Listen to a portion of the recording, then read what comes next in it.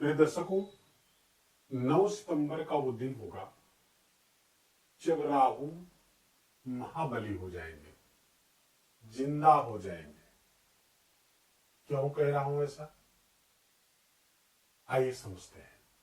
वास्तव में किसी भी ग्रह की 3 प्रकार की स्थितियां होती हैं।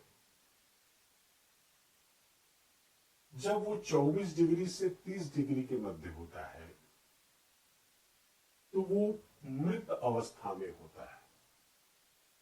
यो तो राहु देव का गोचर 18 मई 2025 से कुंभ राशि पर हो गया, लेकिन 30 डिग्री से 24 डिग्री चूंकि वक्री है तो ये 1 से 30 नहीं चलते हैं, ये 30 से 1 चलते हैं। क्योंकि वक्री है तो वक्रगति करेंगे। 30 डिग्री से इनकी यात्रा प्रारंभ होती है किसी एक भाव पर, तो 30 डिग्री से 24 डिग्री तक ये मृत अवस्था में पाए जाते हैं। लेकिन 8-9 सितंबर की इर्द गिर्द का वो समय होगा जब राहु इस 24 डिग्री को पार कर जाएंगे, अर्थात 23 डिग्री वाले हिस्से में प्रवेश कर जाएंगे। और जैसे ही 24 डिग्री के हिस्से को पार करते हैं, राहु महाबली हो जाते हैं, बाहुबली हो जाते हैं, जिंदा हो जाते हैं। और ये वो स्ट्रेंथ होता है किसी भी ग्रह का जो 14 डिग्री से 24 डिग्री के मध्य में सर्वोत्तम फल देता है। ये उसका युवावस्था होती है। तो राहु अब युवावस्था जैसा अपना परिणाम देने लगेंगे। आए तो वो 18 मई से, लेकिन परिणाम अब अपने जो बड़े परिणाम देने वाले हैं, ज्यादा परिणाम देने वाले हैं, वो इसी कालखंड में होंगे। क्योंकि जब कोई ग्रह मृत होता है तो क्या ही परिणाम देगा। अब क्या परिणाम प्राप्त होगा, तो पहली बात तो ये वास्तव में एक सफलता का तूफान आ सकता है कई राशियों के लिए। ये अलग अलग राशियों के लिए राहु अलग अलग तरीके के परिणाम देंगे। कहां से किस प्रकार की सफलता का तूफान आ सकता है, सफलता अधिक आ सकती है। लेकिन एक बात और भी यहां पर बता दें कि सावधानी हटी तो दुर्घटना घटी। राहु का यदि लाभ लेना है तो बहुत अलर्ट रहना है। Rahu is a trap. Rahu एक जाल है, एक छल है, एक धोखा है, एक इल्यूजन है, एक भ्रम है, एक भय है। सफलता के साथ वो एक कई प्रकार के डर लेकर के आता है। राहु के स्वयं के जीवन को भी देखें तो लक्ष्य के प्रति ओरिएंटेशन तो उसका बहुत जबरदस्त है। लक्ष्य को प्राप्ति करने का प्रयास और लक्ष्य की प्राप्ति करने का जो भाव है वो सर्वोत्तम है राहु। और वो लक्ष्य प्राप्त करने के लिए कोई बाउंड्री, कोई मर्यादा नहीं मानता, कोई रूल रेगुलेशन नहीं मानता है। उसका लक्ष्य उसको प्राप्त होना चाहिए, हर हाल में प्राप्त होना चाहिए। वो जुनून राहु के पास है। लक्ष्य की प्राप्ति के लिए भले ही उसको सर कटाना पड़े, उसको स्वीकार है, लेकिन लक्ष्य प्राप्त हो जाए, बस यहीं पर आपको राहु को आपको समझना है, उसके प्रति सावधान होना है। क्योंकि राहु सर कटाने के लिए भी तैयार है। अपना अमृत प्राप्ति के लिए उसने यही किया था। उसका सर कट गया था लेकिन अमृत जरूर पी गया था। राहु के लिए इसलिए कह रहा हूं कि सावधानी हटी दुर्घटना घटी। निस्संदेह राहु कुंभ राशि पर है, अपने मित्र की राशि पर है, तो अच्छे परिणाम। और इस समय तो अधिमित्र की साइन मानी जाएगी क्योंकि शनि बगल में ही गोचर कर रहा है, तो कंपोजिट रिलेशनशिप में अधिमित्र की साइन हो गई, बड़े अच्छे परिणाम दे सकता है।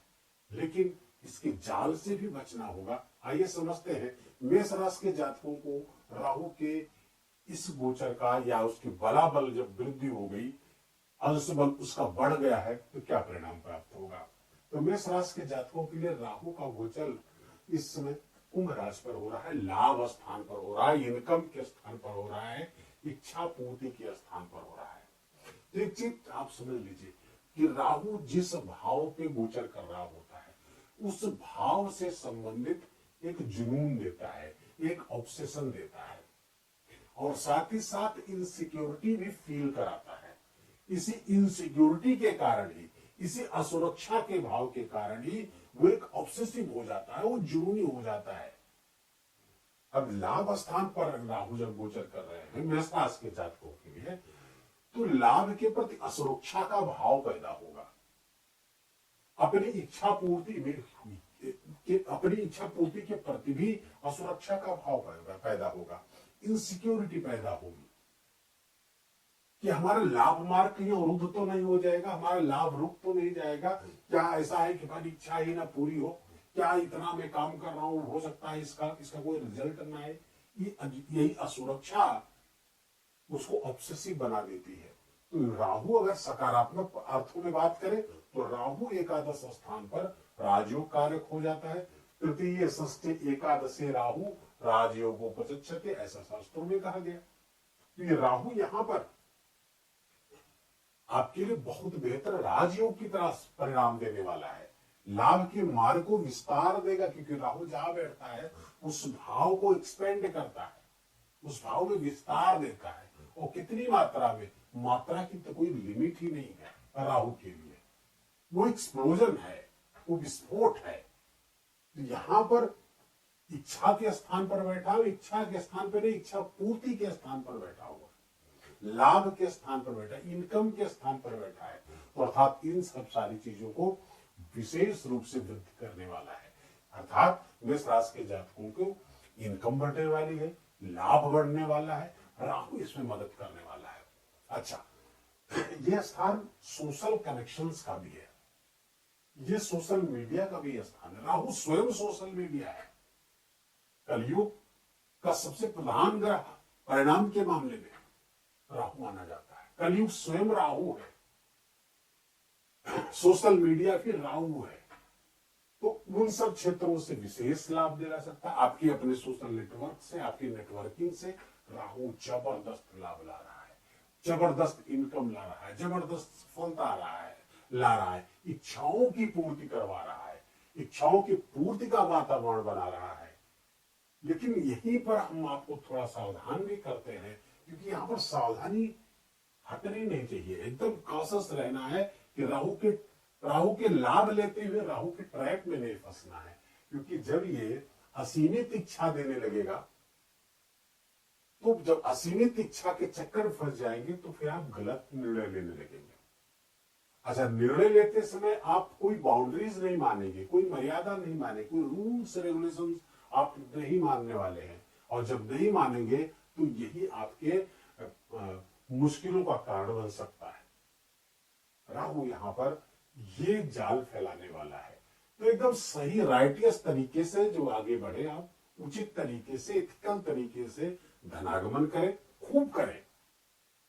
आपकी इच्छाएं पूर्ति हो तो एक इथिकल तरीके से हो, नैतिक तरीके से हो, शुभ तरीके से हो, किसी को नुकसान पहुंचा करना हो, इस बात का ध्यान रखना। ये तो होगा आपके 11वें भाव का लाभ भाव का परिणाम। राहु की 3 दृष्टियां भी हैं, ठीक इसी तरह का परिणाम देती हैं। अर्थात 3 दृष्टियों का मतलब क्या होता है, जहां जहां पर राहु की दृष्टि जाएगी, जिस जिस भाव पर, अर्थात उस भाव पर काम करने के लिए राहु इंटरेस्टेड है, उस भाव पर भी राहु काम करना चाहता है। तो राहु की जो दृष्टि 5वीं दृष्टि है, वो इस भाव पर पड़ रही है, आपके पराक्रम के भाव पर पड़ रही है। आपका पराक्रम पुरुषार्थ निस्संदेह जबरदस्त बढ़ने वाला है, यहां तक बात ठीक है। लेकिन ये रिस्क लेने की क्षमता का भी भाव है। कोई व्यक्ति कितना रिस्क ले पाएगा जीवन में, वो हम तृतीय भाव से देखते हैं। तृतीय भाव की रास, तृतीय भाव में बैठे हुए ग्रह ये डिसाइड करते हैं कि व्यक्ति कितना रिस्क टेकर हो सकता है।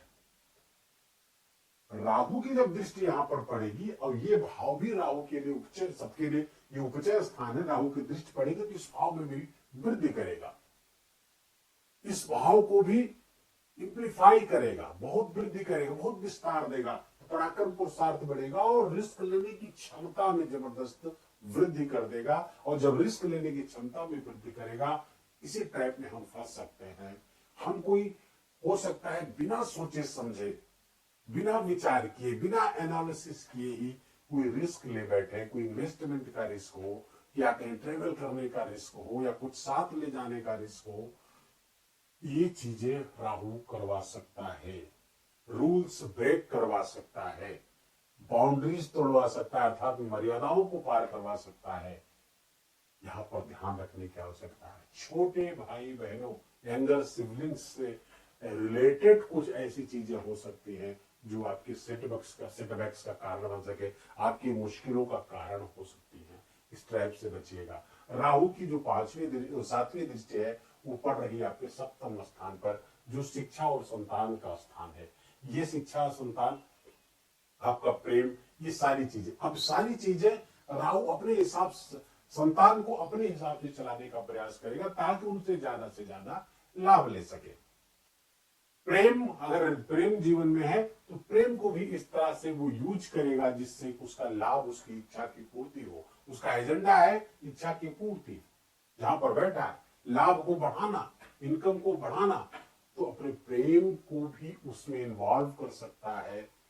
और ये अनएथिकल तरीका हो गया, ये अनैतिक बातें होगी लाभ के लिए। इन सारे रिलेशंस को, यहां से रिलेटेड रिलेशंस को यूज करना, ये भी एक ट्रैप है, इसे सावधान रहना होगा। यद्यपि लाभ कराने वाला है, यहाँ पर संतान लाभकारी हो जाएगी, आपकी योग्यता, आपकी शिक्षा, आपकी स्किल, ये सब आपके लिए लाभकारी, आपके लिए लाभ ला रही है।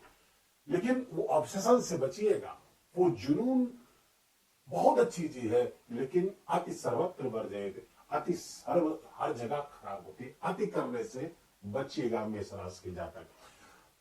और नौवीं दृष्टि राहु की आ रही है आपके सप्तम भाव पर। सप्तम भाव बिजनेस का है, तो बिजनेस में जबरदस्त लाभ, बिजनेस से संबंधित कोई इच्छा है उससे भी जबरदस्त आपको लाभ दिला रहे, बड़े परिणाम लाते हुए दिख रहे हैं। सफलताएं एक से एक मतलब आती रहेगी और एकदम सेट पैटर्न में रिपीटेटिव होती, बाद में बार बार रिपीट होगी वो सफलता, वो इच्छा की पूर्ति। लेकिन अब यहां पर ये जीवन साथी का संबंध है, यह स्थान है। आपके जीवन साथी के साथ संबंध को राहु एक इल्यूजनरी बना सकता है, भ्रम पैदा करेगा, वहां पर भय पैदा करेगा।